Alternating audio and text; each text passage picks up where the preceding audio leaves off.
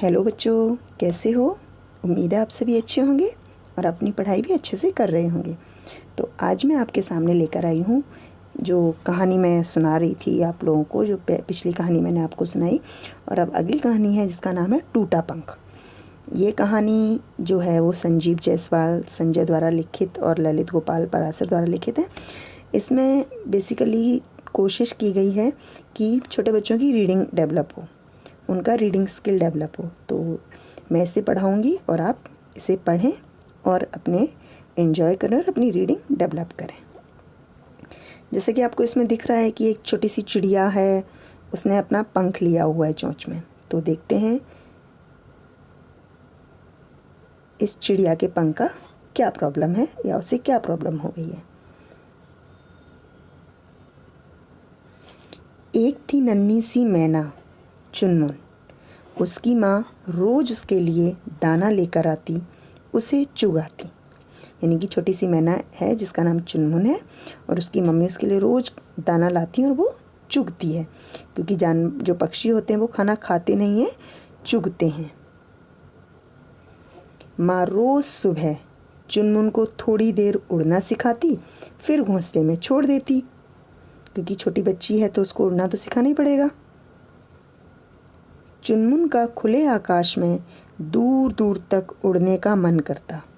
माँ उसे समझाती, अभी तुम छोटी हो, जब बड़ी हो जाओगी तब दूर तक उड़ने जाना। क्योंकि वो छोटी है तो अभी ज़्यादा दूर उड़ नहीं सकती, उसके लिए उसकी मम्मी उसे समझाती हैं। चुनमुन को माँ की सलाह पसंद नहीं आती। एक दिन वो चुपके से निकल पड़ी। खुले आकाश में खूब उड़ी। उसे अपनी मम्मी की बात अच्छी नहीं लगी, तो एक दिन वो अपने आप निकल गई और आकाश में उड़ने लगी। अचानक चुनमुन का एक पंख टूटकर नीचे गिर पड़ा। पंख गंदा हो गया था। चुनमुन घबरा गई, क्योंकि उसका पंख टूट के नीचे गिरा, वो गंदा हो गया। अब वो घबराने लगी। अब वो क्या सोचने लगी, उसने सोचा अब खूब डांट पड़ेगी। उसने सोचा मम्मी बहुत गुस्सा करेंगी।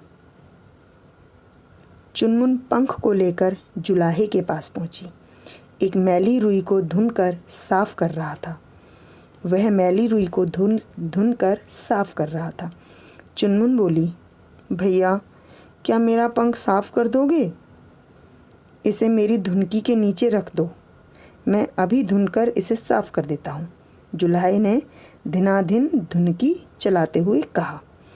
जो चुनमुन थी वो जुलाहे के पास आई। जुलाहा होता है जो धागा बनाता है कपड़े बनाने के लिए। उससे कहता है कि इसके नीचे रख दो, धुनकी के नीचे, मैं इसे साफ कर देता हूँ। ना बाबा ना, इससे तो मेरा पंख रुई की तरह उड़ जाएगा, चुनमुन ने कहा और वह वहाँ से चली गई। उसने कहा नहीं, ऐसे आप इसकी धुनाई करेंगे तो उड़ ही जाएगा, मैं नहीं दूंगी अपना पंख। थोड़ी दूर पर एक बढ़ई काम कर रहा था। चुनमुन उससे बोली, भैया क्या मेरा ये पंख जोड़ दोगे? अपना पंख मुझे दो, मैं अभी कील से इसे जोड़ देता हूँ। बढ़ई ने अपना हथौड़ा और एक लंबी कील उठाते हुए कहा। अरे बाप रे, इतनी की तुम्हारी कील तो भाले की तरह है, मेरे आर पार धंस जाएगी। वो डर गई। उसने कहा नहीं, इतनी बड़ी कील मैं नहीं लगवाऊंगी। चुनमुन ने घबरा कर कहा और आगे चल दी। फिर चुनमुन दर्जी के पास पहुंची। बोली, भैया मेरा पंख निकल गया है, क्या आप इसे सिल देंगे? तुम मेरी मशीन पर आकर लेट जाओ, मैं अभी तुम्हारा पंख सिल देता हूँ। दर्जी ने अपनी मशीन चलाते हुए कहा। चुनमुन ने कपड़े पर दौड़ रही सुई को देखा और बोली, ना बाबा ना, तुम्हारी सुई तो मुझे छेद डालेगी, मुझे नहीं सिलवाना तुमसे अपना पंख। और ये कहकर वो वहाँ से भी चली गई। चुनमुन लोहार के पास पहुँची। बोली, भैया मेरा पंख टूट गया है, क्या आप इसे जोड़ सकते हैं? ये तो ज़रा सा काम है, मैं तुम्हारा पंख 1 मिनट में लगा दूंगा। लोहार ने भट्टी को धोंकनी चलाते हुए कहा। लोहार होता है जो लोहे का काम करता है। चुनमुन ने पूछा, पहले बताइए आप इसे लगाएंगे कैसे? लोहार बोला, पहले तो मैं भट्टी में गरम कर करूँगा, फिर तुम्हारी पीठ पर पंख रखकर हथौड़े से ठोक दूँगा, बस। वो तो ठीक है, लेकिन तुम्हारी भट्टी में तो मैं जल भूनकर कबाब बन जाऊंगी। अगर बच भी गई तो तुम्हारा हथौड़ा मेरी चटनी बना देगा। चुनमुन वहाँ से भी भाग चली। शाम का समय हो चुका था, अंधेरा घिरने लगा। चुनमुन को रोना आ रहा था। उसने सोचा कि पंख ना जुड़ा तो घर कैसे जाएगी। तभी उसकी माँ उसे ढूंढते हुए वहाँ आ गई। पूरी बात सुनकर हंस पड़ी। अरे पगली, हम पक्षियों के पंख तो टूटते ही रहते हैं और उनकी जगह नए पंख उगाते हैं। मेरी नन्ही बच्ची, तुम अकेले बिना बताए कहाँ चली गई थी? मैं परेशान हो रही थी, चुनमुन की माँ ने उससे कहा। माँ ने चुनमुन को गले से लगा लिया।